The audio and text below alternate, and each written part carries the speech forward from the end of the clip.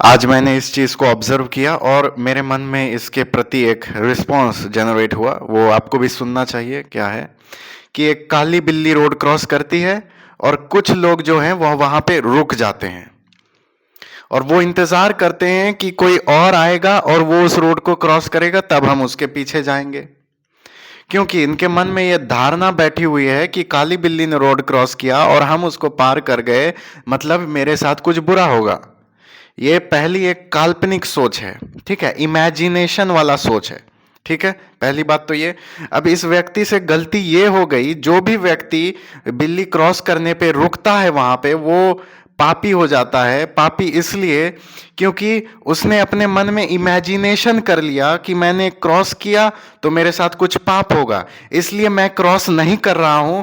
मैं चलो किसी और को क्रॉस करने देता हूं जिसको पता भी नहीं है कि वहां पर काली बिल्ली क्रॉस कर गई है, और वो क्रॉस कर देता है रोड को। और व्यक्ति मन में सोचता है कि चलो मेरे साथ कुछ पाप नहीं हुआ, लेकिन दूसरे के साथ वो ट्रांसफर हो गया। लेकिन एक्चुअली यहां पर हो जाता है उल्टा, क्योंकि आपने कर्म के सिद्धांत के हिसाब से आपने किसी और का बुरा चाहा वहां पे, तभी आप वहां पर रुके और आपने किसी और को आगे बढ़ने दिया। ये आपने बुरा वहां पे चाहा। तो एक बार रोकिए अपने आप को और सोचिए मन में कि क्या आपने जो किया वहां पे वो सही है। आपको पता था कि आगे जाकर अगर यदि हम आगे पार करेंगे, भले ही वो आपका काल्पनिक सोच है, लेकिन सोच तो सोच है।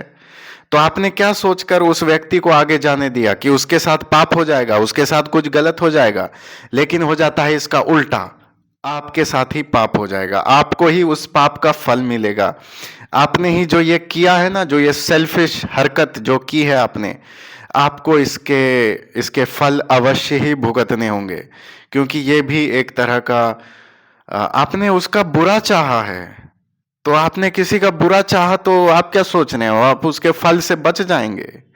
सोचिए एक बार, और सोचिए फिर कंक्लूजन पे आइए कि हाँ, मैंने तो वहां पर रुक के किसी और पे चाहा ये ट्रांसफर हो जाए।